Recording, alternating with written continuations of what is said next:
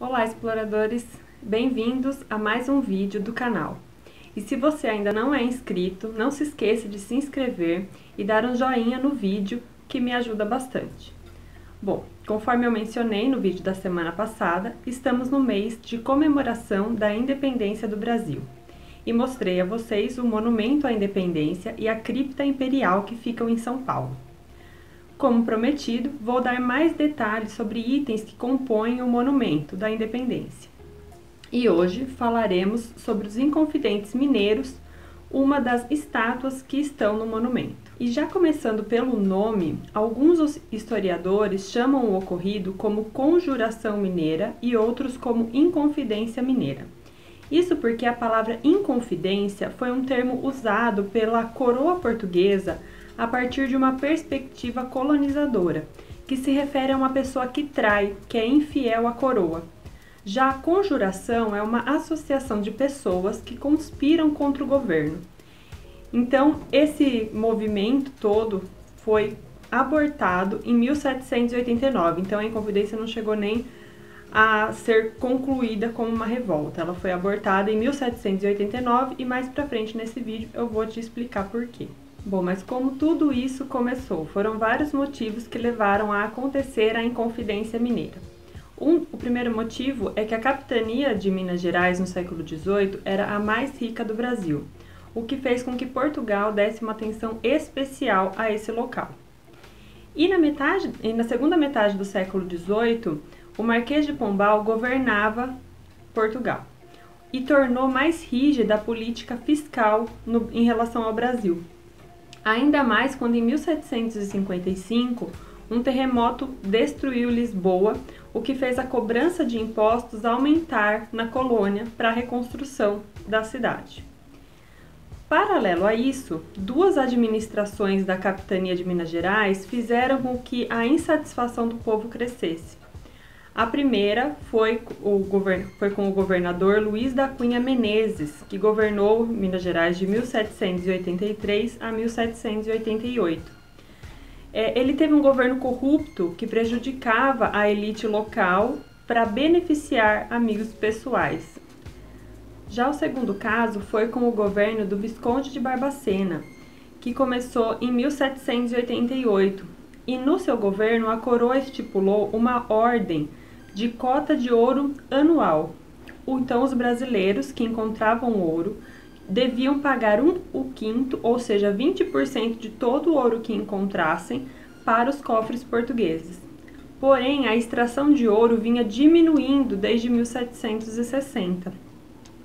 E no governo de Barbacena foi instituído que para cumprir a cota anual de 100 arrobas, ou seja, 1.500 quilos de ouro, poderia ser realizada a derrama, que nada mais era que tomar os bens das pessoas para atingir essa cota necessária caso o ouro não desse conta, que foi o que acabou acontecendo, porque a extração estava diminuindo. Então, teve uma vez que teve que ser realizada a derrama e isso foi algo que deixou as pessoas bem revoltadas na época. Além disso, Portugal havia decretado várias leis que prejudicavam o desenvolvimento industrial e comercial no Brasil. No ano de 1785, por exemplo, Portugal decretou uma lei que proibia o funcionamento de indústrias fabris em território brasileiro, intensificando o controle fiscal e taxando os produtos vindos da metrópole, fazendo com que a colônia fosse mais dependente de Portugal. Então isso diminuía a diversificação de renda das pessoas. E além dos cenários internos, também teve o cenário internacional que ajudou a desenvolver essa ideia da inconfidência também. Primeiro foi com a independência dos Estados Unidos em 1776, que inspirou o modelo de república que os inconfidentes queriam.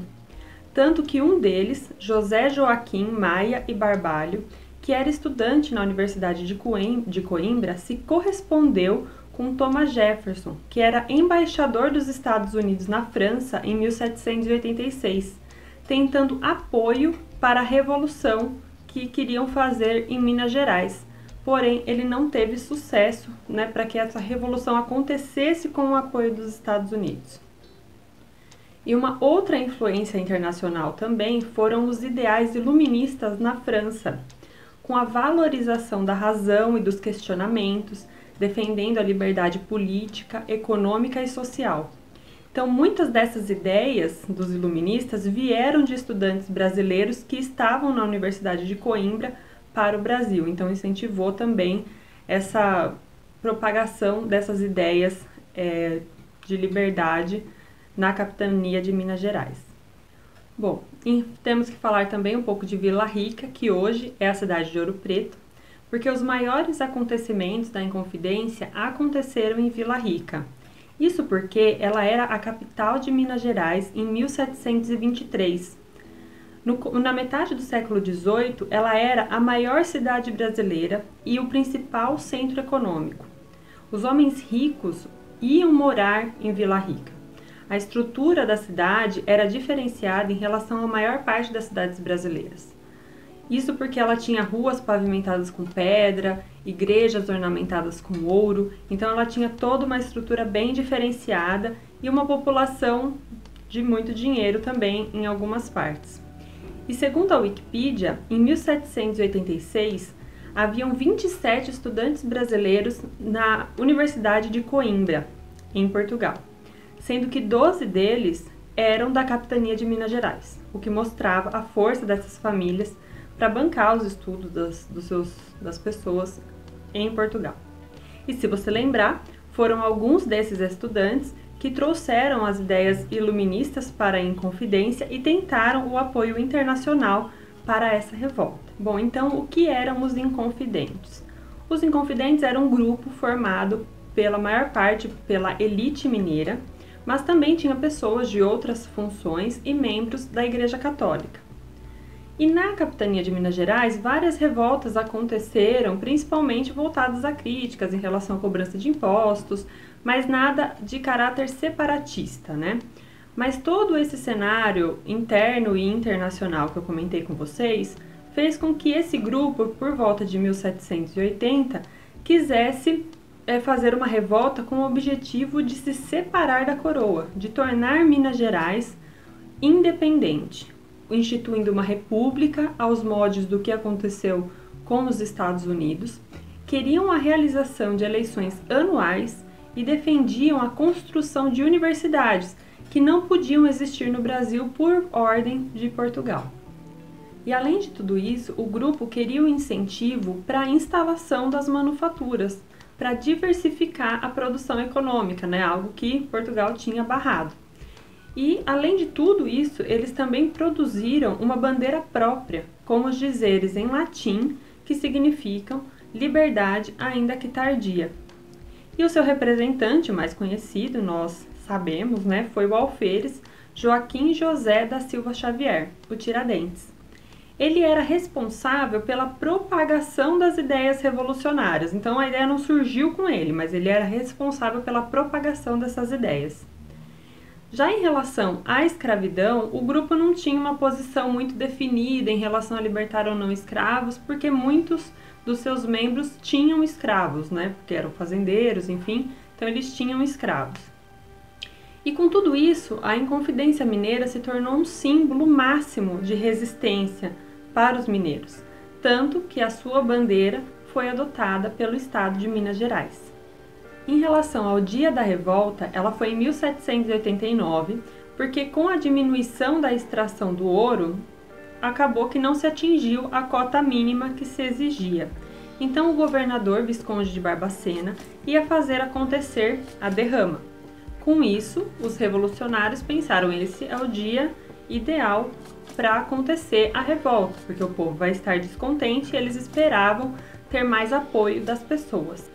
Porém, o movimento nem chegou a acontecer, porque um de seus membros, Joaquim Silvério dos Reis, passou todos os detalhes de como a revolta aconteceria para o governo, porque ele tinha muitas dívidas com a coroa, então ele esperava que isso perdoasse as suas dívidas. Outras denúncias também aconteceram, mas não tão detalhadas quanto a que Joaquim fez para o governo.